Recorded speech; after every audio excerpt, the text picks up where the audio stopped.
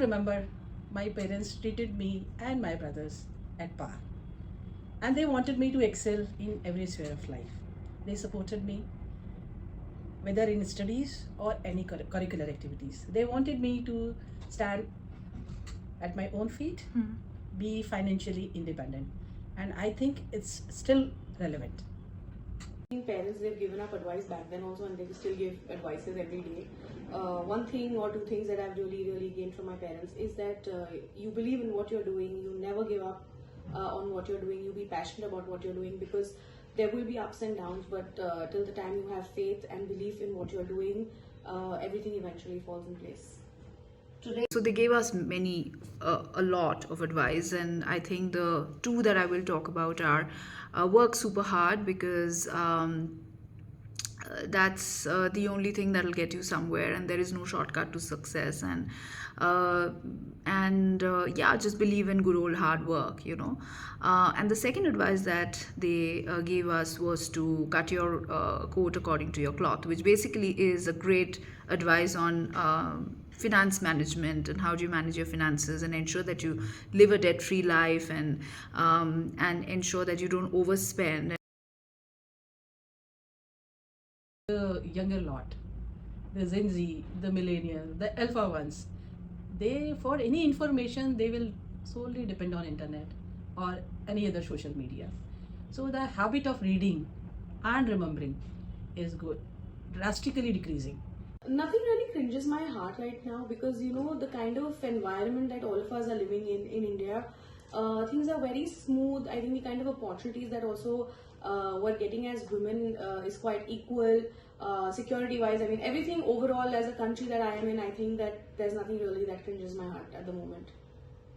The 17 plus years that I've been working, what I have noticed is that a lot of people in positions of power at workplaces do not necessarily deserve to be there, both from a competency and a skill set point of view, as well as from an impact point of view. But they have somehow manipulated their way up by pleasing the right people out, or indulging in filthy politics, and they've sort of managed to kind of get there and remain there. And this can be extremely detrimental to companies in the long run, teams, and to people who believe in good old hard work, who may get actually very demotivated by this. Particularly Punjab National Bank, with which I am working with, there is no glass ceiling for the fairer sex. We are getting equal and ample opportunities to grow and prioritize our work-life balance. Then PNB supportive culture and policies, they gave us chances to grow. As the Chief Learning Officer of the bank, we are giving in-house training and even sending our people, our officials, including women, to outside colleges also, institute also, for the trainings. Best thing, because I think the kind of opportunities that you get in India is unbelievable. I think India has taken such a huge jump on how women have grown in different industries and different parts of sectors. I think it's beautiful, and as a country, I feel this is the best place in terms of values and safety for women to be at. It's hard, it's exhausting, it's on most days it does feel like a battle. And I speak to a lot of women who are younger than me, older than me, women somehow echo the same feeling, which means there's obviously a lot of truth to this, right? I think the reason why it's so hard is because there are very few of us, particularly in leadership positions, right? I mean, even if you look at the numbers today, after all the chatter around diversity, etc., the numbers are fairly pitiful. About 4% of Indian CEOs, I'm told, are women. And so when there are so few of us in boardrooms and meeting rooms, etc., somehow we kind of lose our voice, And the second thing I think, which is a bigger problem, is that if you are an assertive, strong, um, extremely competent, um, woman, who will stand up for herself and who would not really be pushed around, you will be more often than not seen as a threat.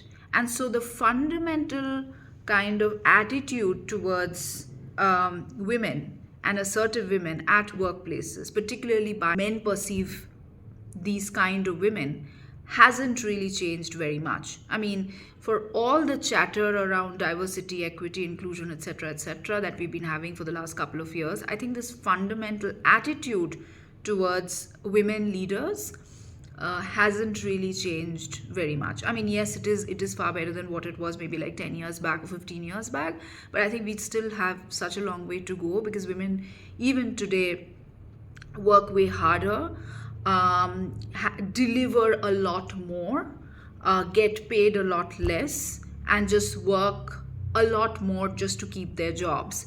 That over a period of time can get very, very exhausting and can get extremely detrimental to women's mental health.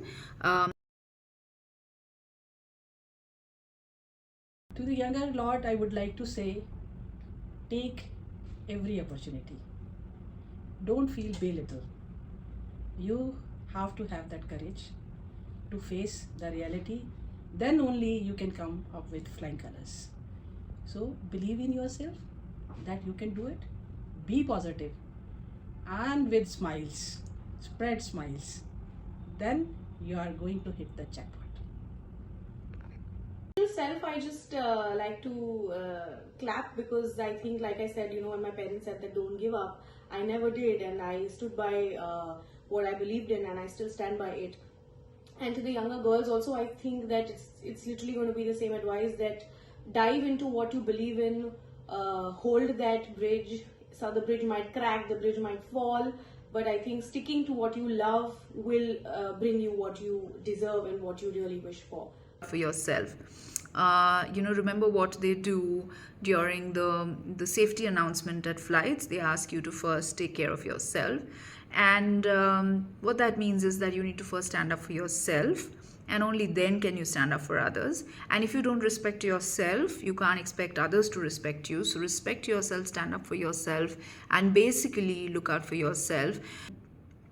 I mean, it is a dog-eat-dog world out there, and so you've got to have your back. So yeah, that's my advice to young girls out there.